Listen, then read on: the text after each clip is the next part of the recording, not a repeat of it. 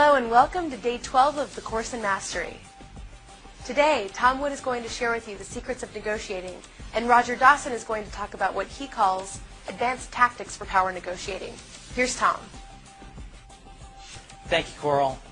Today we're going to be talking about negotiating, getting what you want while you help others get what they want. Today you're going to be hearing from one of the world's greatest experts on negotiating. I can add a couple of points from my own experiences. Number one, people give concessions to people they like. Confrontational negotiating is possible, but it's much more difficult to get what you want. Also, in confrontational negotiating, the person on the other side is much more willing to walk away because of their emotions. Which brings in point number two. You must be able to walk away from the deal. Being able to walk away gives you a massive advantage in negotiating.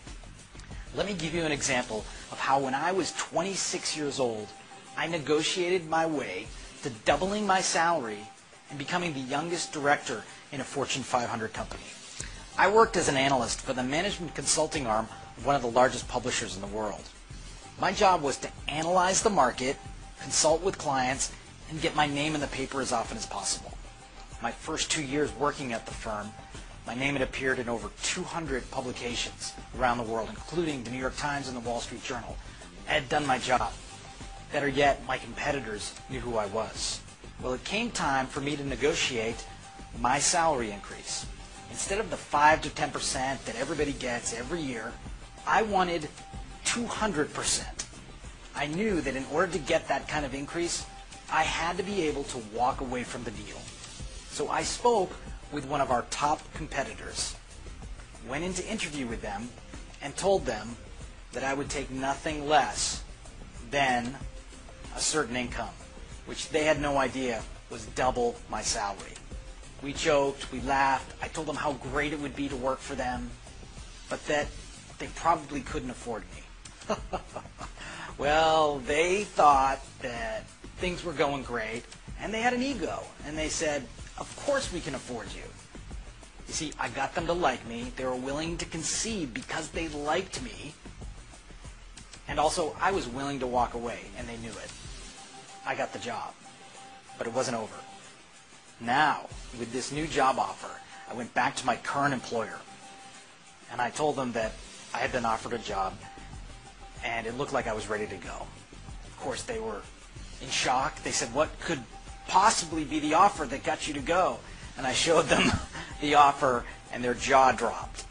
I told them that, listen, there'd be just really one thing that would help me to stay. Two things, actually. One, you'd have to keep the current income that I have from this new offer, doubling my income, essentially. And the second thing is I wanted more responsibility. I wanted to be in charge of Asia. I wanted to be the director of Asian operations. Well, they knew I was willing to go, and they liked me. So they were willing to concede both of those things and keep me on. I essentially, in 1 hour, doubled my income and raised my level of responsibility within the company. Now, it turned out to be great for them, too, because as director of Asian operations, I brought in a boatload of money to the company. Everybody won, and that's the most important thing when you're finishing up a deal. Is it going to be a win-win? If it's not, why even start? There's a lot more to negotiating than those two things, but it's a great start. The more you master this skill, the more you get more of what you want in every area of your life. Here's Coral to introduce you to our expert for today. Thanks, Tom. Today's expert, Roger Dawson, has a very successful business background, including being president for one of California's largest real estate companies.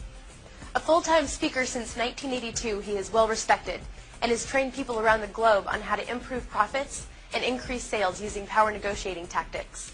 As he likes to say, you'll never make more money faster than you will when you're negotiating.